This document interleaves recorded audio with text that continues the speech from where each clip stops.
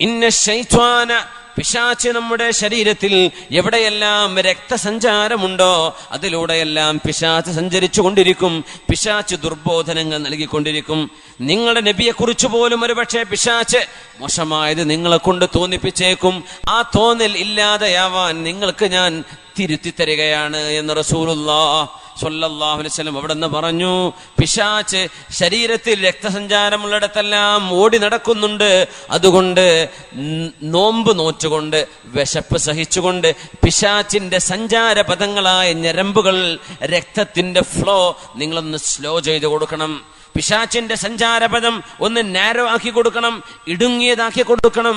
പിശാചിനെ അങ്ങനെ വഴിവിട്ട് നടക്കാൻ വിടരുത്. ബിൽ ജൂഅ, വിശപ്പ് സഹിച്ചുകൊണ്ട് നിങ്ങൾ പിശാചിന്റെ വഴി സങ്കുചിതമാക്കി കൊടുക്കണേ. പിശാച് ശരീരത്തിൽ എല്ലായിടത്തും ഓടി നടക്കും. അവൻ നിങ്ങളോട് മോശപ്പെട്ടത് ചിന്തിപ്പിക്കുകയും മോശപ്പെട്ട വിചാരങ്ങൾ നൽകുകയും ചെയ്യും. നോമ്പാണ് അതിന്റെ പരിഹാരമെന്ന് പരിശുദ്ധ റസൂലുള്ളാഹി സ്വല്ലല്ലാഹു അലൈഹി വസല്ലം. നോമ്പാണ് ഇതിന്റെ പരിഹാരം എന്നാണ്. എങ്ങനത്തെ നോമ്പ്? കണ്ണ് നോമ്പെടുക്കുന്ന നോമ്പ്. കാത് നോമ്പെടുക്കുമ്പോ, നാവ് നോമ്പെടുക്കുമ്പോ, കണ്ണും കാതൊക്കെ നോമ്പെടുക്കുക.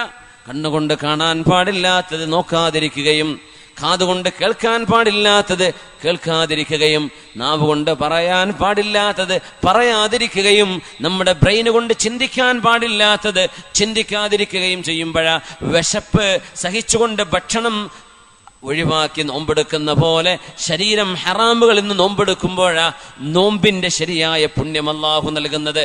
അല്ലെങ്കിൽ എന്തിനാണ് പട്ടിണി കിടന്നതിന്റെ താല്പര്യം? എന്തിനല്ലാഹു മനുഷ്യരെ പട്ടിണി കിടത്തണം? വല്ല ആഗ്രഹമുണ്ടോ അല്ലാഹുക്ക്? ഇല്ല. എന്തിനാണ്? ലഅല്ലകും തത്തഖൂൻ, നിങ്ങൾ അല്ലാഹുവിലേക്ക് കടന്നു വരാനാണ്, അല്ലാഹുവിലേക്ക് അടുക്കാനാണ് അല്ലാഹു ഇതൊക്കെ നിങ്ങളെ കൊണ്ട് ചെയ്യിപ്പിക്കുന്നത്. റബ്ബിലേക്ക് അടുക്കാൻ ഇത്രയും അമ്പിയാക്കന്മാർ, അവിടുത്തെ കുടുംബം, സ്വഹാബികൾ, നബിതങ്ങൾ ഒക്കെ ഇഷ്ടപ്പെട്ട ഒരു കർമ്മം, അല്ലാഹു എമ്പാടും കൂലി തരുമെന്ന് പറഞ്ഞ കർമ്മം നിങ്ങൾ എടുക്കുന്നത് നന്മയിലേക്ക് ഓടി വരാനാണ്, നന്മയിലേക്ക് മുന്നിട്ട് വരാനാണ്. ഒരുപാട് നന്മകൾ നമുക്കിതിലൂടെ ചെയ്യാൻ കഴിയും. റമദാനാകുമ്പോ നമ്മൾ ഖുർആൻ ഓതുന്നു, അതുവരെ ഓതാത്തവര് വിശന്നിട്ടും ഖുർആൻ ഓതും. റമദാനാകുമ്പോ ദാനധർമ്മം കൊടുക്കുമ്പോ ഒരു റാഹത്തിലാ കൊടുക്കുന്നത്, അൽഹംദുലില്ലാഹ്. നേരെ മറിച്ച് റമദാൻ അല്ലെങ്കിൽ ആ ഒരു റാഹത്ത് കിട്ടുന്നില്ല. റമദാനിൽ നമ്മൾ ഉറക്ക് കുറവാണ്, നമ്മൾ അധ്വാനം കൂടുതലാണ്, ഇബാദത്ത് കൂടുതലാണ്. ഇതിന്റെ താല്പര്യം എന്താണ്? നമ്മുടെ ശരീരത്തിന് കുറച്ച് വിശ്രമവും ഒരുപാട് അധ്വാനവും ഇതൊക്കെ കൊടുക്കാൻ പറ്റും റമദാനിൽ. റമദാൻ കഴിഞ്ഞാലും അത് സാധ്യമാണ്. റമദാൻ കഴിഞ്ഞാലും ഇത് സാധ്യമാണ്. സബാത്ത്, നന്മയിൽ ഉറച്ചു നിൽക്കലാണ് ഇതിന്റെ ആവശ്യം. ഈ വെളിച്ചവും അള്ളാഹു നൽകുന്ന ശോഭയും കെട്ടുപോകാതെ ജീവിതത്തിലുടനീളം കൊണ്ടു നടക്കണം. അതിന് അള്ളാഹുവിനോട് നമ്മൾ ചോദിക്കുകയാണ്, റബ്ബേ ഇതൊരു മാറ്റത്തിന്റെ സമയമാക്കി തരണം തമ്പുരാനെ. ആമീൻ യാ റബ്ബൽ. ദീനിന് ഒരുപാട് അധ്വാനിക്കണം. നമ്മളൊന്നും അധ്വാനിച്ചില്ല. എന്തെങ്കിലും നമ്മൾ എന്തിനാ ജീവിക്കുന്നത്? കുട്ടികളെ കെട്ടിക്കാൻ. എന്തിനാ ജീവിക്കുന്നത്? വീടുണ്ടാക്കാൻ. എന്തിനാ ജീവിക്കുന്നത്? ബിസിനസ്സൊക്കെ ഒന്ന് ഡെവലപ്പായി, എന്നിട്ടോ പിന്നെ ലാഭം ഉണ്ടായി, എന്നിട്ടോ എൻ്റെ അടുത്ത് കുറച്ച് പൈസ ഉണ്ടായി, എന്നിട്ടോ ആ പൈസ ബാങ്കിൽ ഉണ്ട് എന്നങ്ങനെ ആലോചിക്കുമ്പോൾ സമാധാനം. ഇത്രയേ ഉള്ളൂ ആകെ ജീവിതത്തെ ലക്ഷ്യം. സുബ്ഹാനല്ലാഹ്. അങ്ങനെയല്ല വേണ്ടത്. നമ്മുടെ കൂടെയുള്ള ആളുകൾക്ക് എന്തെങ്കിലും ചെയ്തു കൊടുക്കുക, നമ്മുടെ സമൂഹത്തിൽ നല്ല മാറ്റങ്ങൾ ഉണ്ടാക്കുക, സമൂഹത്തെ നന്മയിലേക്ക് ക്ഷണിക്കുക, നല്ല മനുഷ്യബന്ധങ്ങൾ ഉണ്ടാക്കുന്നത്, നല്ല സ്നേഹബന്ധങ്ങൾ, നല്ല സംസ്കാരം, നല്ല ആചാരം, നല്ല വിശ്വാസം, ഇത് കൊണ്ടുവരാൻ എൻ്റെ ഒരു കോൺട്രിബ്യൂഷൻ ഉണ്ടാവണം. ഇത് നമുക്ക് ലക്ഷ്യമാവുക. ജീവിതം ഒരു ലക്ഷ്യവുമായി ബന്ധപ്പെടുത്തുക. അങ്ങനെ ലക്ഷ്യത്തിന് വേണ്ടി ജീവിക്കാം. മഹാനായ ഖലീഫയായിരുന്ന, അമവി ഖലീഫയായിരുന്ന ഉമർ ഇബ്നു അബ്ദുൽ അസീസ് റളിയല്ലാഹു അൻഹു പറയാ, ഇന്നലീ നഫ്സൻ തവാഖ, എൻ്റെ ശരീരം കൊതിക്കുന്ന ശരീരമാണ്. എങ്ങനെ കൊതിക്കുക? നന്മ ചെയ്യാൻ കൊതിക്കുന്ന ശരീരമാണ്. അവർ പറയാൻ, അവർ ഖലീഫയായി മാറി. ഉമർ ഇബ്നുൽ ഖത്താബ് റളിയല്ലാഹു അൻഹുവിന്റെ പേരക്കുട്ടിയാണ്. പേരക്കുട്ടി എന്നൊക്കെ പറഞ്ഞാൽ രണ്ടാം ഉമർ എന്നറിയപ്പെടുക ഉമർ സാനി. അതായത് മുമ്പൊരു കഥ നിങ്ങൾ കേട്ടിട്ടുണ്ടാവും. ഉമർ റളിയല്ലാഹു അൻഹുവിന്റെ കാലത്ത് ഒരു ഉമ്മ ഒരു മോളോട്, മോളെ എണീറ്റ് പാലിൽ വെള്ളം ചേർക്കണേ എന്ന് പറഞ്ഞ കഥ ഓർമ്മല്ല അല്ലേ? നമ്മുടെ സമദാനി സാഹിബൊക്കെ നല്ല മനോഹരമായിട്ട് അത് പറഞ്ഞിരുന്നു അല്ലേ? മോളെ എഴുന്നേൽക്കും, മോളെ പാലിൽ വെള്ളം ചേർക്കും മോളെ എന്ന് ഉമ്മ രാവിലെ എഴുന്നേറ്റ് കുട്ടിയോട് പറയാൻ. അപ്പൊ കുട്ടി എന്ത് പറഞ്ഞു? ഉമ്മ, ഉമർ തങ്ങൾ പറഞ്ഞിട്ടില്ലേ പാലിൽ വെള്ളം ചേർക്കാൻ പാടില്ല എന്ന്. മോളെ, ഉമർ എന്നവരൊക്കെ ഇപ്പൊ എവിടെ കാണാനാ അത്? മോൾ എഴുതിയിട്ട് വെള്ളം ചേർക്ക്, നമുക്ക് കൂടുതൽ പാല് വിൽക്കണ്ടേ? അപ്പൊ മോൾ എന്ത് പറഞ്ഞു? ഉമ്മ, ഉമർ തങ്ങൾ കണ്ടില്ലെങ്കിലും ഉമറിന്റെ റബ്ബും നമ്മുടെ റബ്ബുമായ അള്ളാഹു ഇത് കാണൂലേ ഉമ്മ? ഇത് കേട്ടു ഫാറൂഖ് റളിയല്ലാഹു അൻഹു. വീടിന് അടയാളം വെച്ചു പോയി. മക്കളെ വിളിച്ചു കൊണ്ടുവന്ന, മക്കളെ, ലൗ കാന ലി അബീകും ഇലൻ നിസാഇ ഹറക, വാപ്പാക്ക് കല്യാണം കഴിക്കേണ്ട പ്രായമൊക്കെ ആണെങ്കിൽ വാപ്പ ഈ കുട്ടിയെ കല്യാണം കഴിച്ചേനെ. മക്കളെ, നിങ്ങളിൽ ആർക്കെങ്കിലും ഈ മോളെ കല്യാണം കഴിക്കണോ? അള്ളാഹുവിനെ പേടിക്കുന്നൊരു മോളുണ്ട്. അങ്ങനെ മഹാനവറുകളുടെ ഒരു മോൻ, ആശിം എന്നവരാണോ എന്നറിയില്ല, അബ്ദുല്ലാഹിബ്നു ഉമർ തങ്ങൾ പറഞ്ഞു, എനിക്ക് ഭാര്യയുണ്ട്, എനിക്ക് വേണ്ട. ഒരു മോൻ പറഞ്ഞു, ഞാൻ കല്യാണം കഴിച്ചോളാം. അങ്ങനെ ആ മോനെ കൊണ്ടുപോയി കാണിച്ചു കൊടുത്തു. മോനെ, ഇതാണ് വീട്, അവിടെ ഒരു മോളുണ്ട്, എന്ത് അന്വേഷിക്ക്. നോക്കുമ്പോ അവള് കല്യാണം കഴിച്ചിട്ടില്ല. ആ മോളെ കല്യാണം കഴിച്ചു കൊണ്ടുവന്നു. ആ മോൾക്ക് ഉമർ തങ്ങളുടെ മകൻ കല്യാണം കഴിച്ചു. ഖലീഫയുടെ മോനെ, രാജാവിന്റെ മകൻ. ആലോചിക്കണേ, എന്താ ക്രൈറ്റീരിയൻ, എന്താ കല്യാണം കഴിക്കാനുള്ള മാനദണ്ഡം? ബിസിനസ്സും ഗൾഫിലെ ജോലിയൊന്നുമല്ല. എന്താ നോക്കിയത്? അള്ളാഹുവിനെ ഭയപ്പെടുന്ന പെൺകുട്ടിയാണ്, അത് മതി എന്ന് പറഞ്ഞു. സുബ്ഹാനല്ലാഹ്. കല്യാണം കഴിച്ചു. അവർക്കൊരു മകള് ജനിച്ചു. ആ മോളിൽ ജനിച്ച മോനാണ് മഹാനായ ഉമർ ഇബ്നു അബ്ദുൽ അസീസ് റളിയല്ലാഹു തആല അൻഹു. അങ്ങനത്തെ മഹാനാണ്, വലിയ പ്രഗത്ഭനാണ്. മരിക്കുന്ന സമയത്ത് ഖബറിലേക്ക് വെച്ചപ്പോഴാണ് ഒരു കടലാസിന്റെ കഷ്ണം പോലെ ഒരു തോൽ കഷ്ണം കിട്ടിയത്. ഖബറിലേക്ക് പാറി വന്നത്, ആരും കൊണ്ടുപോയിട്ടതല്ല. ഖബറിനുള്ളിൽ കണ്ടു. നോക്കുമ്പോ ഹാദാ ഇത്ഖുക മിനൻ നാർ ഉമർ ഇബ്നു അബ്ദുൽ അസീസ്, നിങ്ങൾക്ക് നരകമില്ല എന്നറിയിക്കുന്ന അറിയിപ്പാണിത് എന്ന് അള്ളാഹുവിന്റെ ഭാഗത്ത് നിന്ന് കിട്ടിയ ഒരു അത്ഭുതം ഉണ്ടായിട്ടുണ്ട്. ആ കടലാസിന്റെ കൂടെയാ മഹാനവറുകളെ മറവ് ചെയ്തിട്ടുള്ളത് ഉമർ ഇബ്നു അബ്ദുൽ അസീസ് റളിയല്ലാഹു അൻഹു.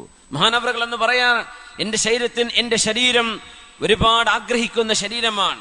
താഖത്ത് നഫ്സി, എന്റെ ശരീരത്തിന്റെ ആദ്യത്തെ ആഗ്രഹം അന്നുണ്ടായത് ചെറുപ്പക്കാരനായിരുന്ന സമയത്ത്, അന്നതസവ്വജ ഫാത്തിമ ബിൻത് അബ്ദുൽ മലിക്, രാജാവ് അബ്ദുൽ മലിക് ബിൻ മർവാനിന്റെ മകൾ ഫാത്തിമയെ കല്യാണം കഴിക്കണം എന്നെനിക്കൊരു ആഗ്രഹം തോന്നി. ചെറുപ്പക്കാരൊക്കെ ആകുമ്പോൾ, കല്യാണപ്രായമൊക്കെ ആയി തുടങ്ങുമ്പോൾ ചെറിയൊരു കുറച്ച് റിസ്ക് ഒക്കെ എടുത്തിട്ട് അഡ്വഞ്ചറൊക്കെ ചെയ്തിട്ടൊക്കെ ഓടിച്ചും ചാടിച്ചിട്ടൊക്കെ കല്യാണം കഴിക്കുക എന്നൊക്കെ പറഞ്ഞ ആ ഒരു ത്രില്ല് വരുന്ന പ്രായം ഉണ്ടാവും. ആരെന്ത് പറഞ്ഞാലും തലയിൽ കയറാത്തൊരു പ്രായമാണത്. അള്ളാഹു നമ്മുടെ മക്കൾക്കൊക്കെ നല്ല ബുദ്ധി കൊടുക്കട്ടെ. മഹാനായ ഉമർ ഇബ്നു അബ്ദുൽ അസീസ് ഞങ്ങളിത് പറയുമ്പോൾ മദീനയിൽ നടക്കുന്നൊരു ചെറുപ്പക്കാരനാണ്. രാജാവിന്റെ മകൾ അബ്ദുൽ മലിക് ബിൻ മർവാനിന്റെ മകൾ ഫാത്തിമ, അവരെ കല്യാണം കഴിക്കണമെന്ന് ഞാൻ മോഹിച്ചു.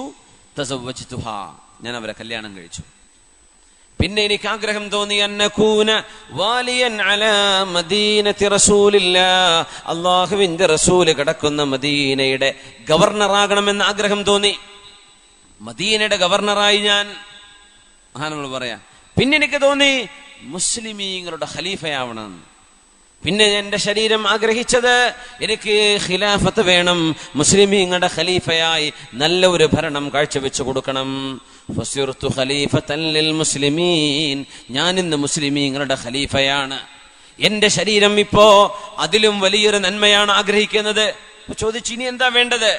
അന്നദ്ഖുലൽ ജന്ന, അല്ലാഹുവിന്റെ സ്വർഗം കിട്ടണം എന്നാണ് എന്റെ ആഗ്രഹം. ആ സ്വർഗത്തിന് വേണ്ടിയാണ് ഞാൻ ഇന്ന് പണിയെടുത്തുകൊണ്ടിരിക്കുന്നത്. എന്റെ അടുത്ത ലക്ഷ്യം സ്വർഗമാണ്. സുബ്ഹാനല്ലാഹ്. ഇങ്ങനെ ജീവിതത്തിൽ ഒരു നന്മ, ഒരു ലക്ഷ്യം നമ്മൾ കാണുന്നുണ്ടോ എന്നതാണ് വിഷയം. ആ ലക്ഷ്യത്തിന് വേണ്ടി ജീവിക്കുന്നു, അതിലേക്ക് ആഗ്രഹം വെക്കുന്നു, അധ്വാനിക്കുന്നു, എന്തെന്നില്ലാത്ത അധ്വാനം. ഈ ദീനിന് നമ്മുടെ മുൻഗാമികൾ ചെയ്ത അധ്വാനങ്ങൾ അവർ ചെയ്തില്ലായിരുന്നുവെങ്കിൽ നമുക്ക് ഇസ്ലാമുണ്ടോ നമ്മുടെ കയ്യിൽ? ഈ ദീൻ നമ്മുടെ കയ്യിലേക്ക് എത്തുമോ അവരുടെ അധ്വാനമില്ലെങ്കിൽ? തുസ്തർ എന്ന് പറഞ്ഞ ഗ്രാമം ഇറാനിലാണ്. തുസ്തർ പഴയ ഇറാനിൽ, ഖുറാസാനിന്റെ ഭാഗമായ, ഖുറാസാനിന്റെ താഴ്ഭാഗം, ഖുറാസാൻ എന്ന് അഫ്ഗാനിസ്ഥാന്റെ ഭാഗമാണ്.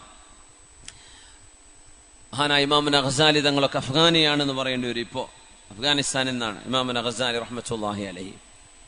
ഇമാം തുർമുദി തങ്ങൾ അഫ്ഗാനിയാണ്.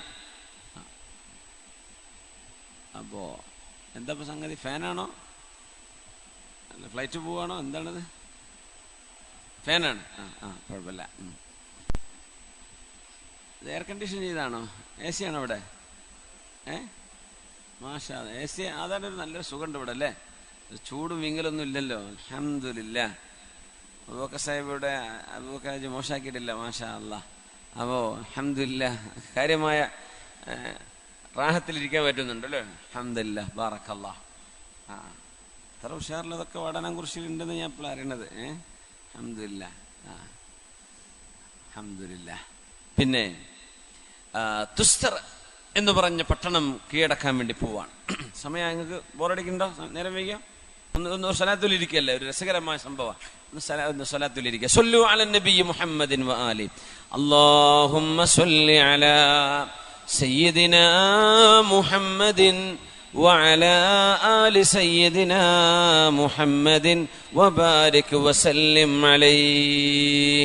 ഒന്നുകൂടെ اللهم صل على سيدنا محمد وعلى آل سيدنا محمد وبارك وسلم عليه.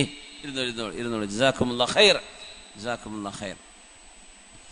തുസ്തർ പട്ടണം കീഴടക്കാൻ പോകുന്നത് സ്വഹാബി അബൂ മൂസൽ അശ്അരി റളിയല്ലാഹു അൻഹു ആണ്. അബൂ മൂസൽ അശ്അരി തങ്ങൾ ആ പട്ടണം കീഴടക്കാൻ വേണ്ടി പോകുമ്പോ മജ്സഅത്ത് ഇബ്നു സൗർ റളിയല്ലാഹു അൻഹുവിനോട് മഹാനായ അബൂ മൂസൽ അശ്അരി എന്ന നബിയുടെ സ്വഹാബി ചോദിച്ചു, മജ്സഅ,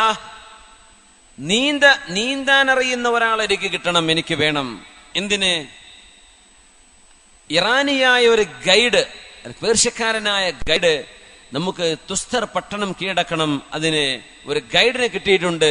പക്ഷെ ആ ഗൈഡ് പറയുന്നത് ആ പട്ടണത്തിന്റെ ഒരു 8-10 കിലോമീറ്റർ മുമ്പ് ഒരു പുഴയുണ്ട്, ഒരു അണ്ടർഗ്രൗണ്ട് പുഴ, ഫുൽജി എന്നൊക്കെ പറയുന്ന ഒരു അണ്ടർഗ്രൗണ്ട് പുഴയുണ്ട്, ഭൂമിന്റെ ഉള്ളിലൂടെ പോകുന്ന പുഴയാണ്. ആ പുഴയിലൂടെ നീന്തിയിട്ടും നടന്നിട്ടും ഉള്ളിലൂടെ 8-10 കിലോമീറ്റർ താണ്ടിക്കടന്നാൽ അപ്പുറം എത്തുന്നത് നേരെ തുസ്തർ പട്ടണത്തിന്റെ മുമ്പിലേക്കാണ്. അങ്ങനെ നമുക്ക് സൈന്യവുമായി കടക്കാൻ പറ്റിയാൽ ആ പട്ടണം നമുക്ക് കീഴടക്കാൻ കഴിയും. ഇസ്ലാമിക ലോകത്തെ ഏറ്റവും വലിയ കോട്ടയായിരുന്നു തുസ്തറിലെ കോട്ടയുണ്ടായത്. അത് കീഴടക്കാൻ മഹാനായ അബൂ മൂസൽ അശ്അരി റളിയല്ലാഹു അൻഹു എന്ന സ്വഹാബിയാണ് പോകുന്നത്. എന്താ പറഞ്ഞത്? നീന്താൻ അറിയുന്ന ഒരാൾ വേണം. നീന്താൻ അറിയുന്ന ആൾക്കാരൊക്കെ ഒന്ന് കൈപൊക്കിയാട്ടെ. നീന്താൻ അറിയുന്നവര്, മുമ്പ് പഠിച്ച്, ഇനിയിപ്പൊ നീന്താൻ കഴിഞ്ഞോണമെന്നില്ല, എന്നാലും സാരമില്ല, മുമ്പ് നീന്തിയിട്ടുണ്ട്. ആ അൽഹംദുലില്ലാഹ്. പുഴ കൊണ്ട് ഇട്ടാലൊക്കെ അറിയാൻ പറ്റുള്ളൂ, അത് ശരിയാണോ അല്ലേ? അപ്പോ നീന്തൽ പഠിക്കണം, സുന്നത്താണ്. നബി തങ്ങൾ പറഞ്ഞിട്ടുണ്ട് സല്ലല്ലാഹു അലൈഹി വസല്ലം, അല്ലിമു ഔലാദകും അസ്സിബാഹ, നിങ്ങളുടെ മക്കളെ നിങ്ങൾ നീന്താൻ പഠിപ്പിക്കണം. നബി തങ്ങൾ പറഞ്ഞ ഹദീസാണ് സല്ലല്ലാഹു. വൽ ഫുറൂസിയ, ഹോഴ്സ് റൈഡിംഗ്, കുതിരപ്പന്തയം നിങ്ങൾ മക്കളെ പഠിപ്പിക്കണം. തിലാവത്തുൽ ഖുർആൻ, ഖുർആൻ ഓതാനും പഠിപ്പിക്കണം. വമഹബ്ബത്ത് അഹ്ലി ബൈതി, അല്ലാഹുവിന്റെ റസൂലിന്റെ കുടുംബമായ തങ്ങന്മാർ, സയ്യിദന്മാർ, അവരെയൊക്കെ സ്നേഹിക്കാനും മക്കളെ പഠിപ്പിക്കണം. പരിശുദ്ധ റസൂലുള്ളാഹി സ്വല്ലല്ലാഹു അലൈഹി വസല്ലം നീന്താൻ പഠിപ്പിക്കണമെന്ന. മക്കയിലും മദീനത്തൊന്നും മദീനത്ത് ഒരു കുളം ഉണ്ടായിരുന്നു, ഒറ്റക്കുളം, ചെറിയൊരു കുളം. മക്കയിൽ പുഴയില്ല, കുളമില്ല, കടലില്ല, ഒന്നുമില്ല. പക്ഷെ നബി തങ്ങൾ നീന്താൻ പറഞ്ഞു, നീന്താൻ പഠിക്കണം. സുബ്ഹാനല്ലാഹ്. നമ്മളെ കേരളത്തിലൊക്കെ ഇനി മുസ്ലിമീങ്ങൾ ഇങ്ങനെ പുഴയും നാടും കടലൊക്കെ ഉള്ളിടത്ത് മുസ്ലിമീങ്ങൾ ഉണ്ടായിരിക്കും. അവർക്കൊക്കെ എല്ലാവർക്കും പഠിക്കാനാണല്ലോ ഇസ്ലാം, മക്കക്കാർക്ക് മാത്രമല്ലല്ലോ. അപ്പൊ നമുക്കൊക്കെ അത് വലിയ ഉപകാരമായി. നമ്മുടെ നാട്ടിലൊക്കെ അതിന്റെ സൗകര്യങ്ങളുണ്ട്, അൽഹംദുലില്ലാഹ്. നീന്തം പഠിക്കണം, കൂലി കിട്ടും. വാപ്പാരെ പഠിപ്പിച്ചു കൊടുത്താൽ വാപ്പാർക്ക് കൂലി കിട്ടും. അതിന് സ്വിമ്മിങ് ലെസന് കുട്ടിക്ക് ഇച്ചിരി ഫീസ് കൊടുത്ത് പഠിപ്പിച്ചാലും വലിയ കുഴപ്പമൊന്നുമില്ല. എന്താണ്? സുന്നത്താണ്, നല്ല കാര്യമാണ്, അൽഹംദുലില്ലാഹ്. അപ്പോ മജ്സഅത്ത് ഇബ്നു സൗർ റളിയല്ലാഹു അൻഹു പറയാണ്, ഞാൻ പോരെ അബൂ മൂസൽ അശ്അരി, എനിക്ക് നീന്തം അറിയാം. അപ്പൊ ഈ നീന്തം പഠിക്കണമെങ്കിൽ എത്ര യാത്ര ചെയ്യണം? മദീനയിൽ നിന്ന് ഒരു 100 കിലോമീറ്റർ യാത്ര ചെയ്യണം ഒരു കടൽ കിട്ടണമെങ്കിൽ. ഇന്നത്തെ സൗദി അറേബ്യയിലെ യംബൂർ എന്ന് പറയുന്ന യാംബുവിലേക്ക് എത്തണം. അവിടെയാണ് അവർക്ക് നീന്താൻ സൗകര്യം ഉണ്ടാവും. അവിടെ പോയി പഠിക്കണം നീന്തൽ. സുബ്ഹാനല്ലാഹ്. സ്വഹാബി പറഞ്ഞു, മജ്സഅത്ത് ഇബ്നു സൗർ അസ്സദൂസി റളിയല്ലാഹു അൻഹു, അബൂ മൂസ അശ്അരി തങ്ങളെ, എനിക്ക് നീന്തം അറിയാൻ, ഞാൻ പോരെ എന്ന് ചോദിച്ചു. പറഞ്ഞു, ഇതാ നിങ്ങൾ പോകണം, ഇറാനിയായ ഗൈഡിന്റെ കൂടെ, അയാൾ തരുന്ന വഴി ശരിക്ക് കണ്ടുപിടിക്കണം. നമ്മൾ സൈന്യവുമായി അങ്ങോട്ട് കടന്നു പോകാൻ പോകുന്നു. ഇൻഷാ അല്ലാഹ് തുസ്തറിലേക്ക് നമ്മൾ കയറിപ്പറ്റും, അവിടുത്തെ കോട്ട നമ്മൾ കീഴടക്കും. ഇസ്ലാമിന്റെ വിജയഭേരി മുഴക്കാൻ നമ്മൾ പോവുകയാണ്. അതുകൊണ്ട് റൂട്ട് ശരിക്ക് പഠിക്കണം കേട്ടോ. അങ്ങനെ ഇറാനിയുടെ കൂടെ ഗൈഡിന്റെ കൂടെ പോവാണ്. അപ്പോ ഒരു അണ്ടർഗ്രൗണ്ട് വാട്ടറാണ്, ഗുഹയിലിന്റെ ഉള്ളിലൂടെ പോകണം. ഗുഹയിൽ വെള്ളമുണ്ട്.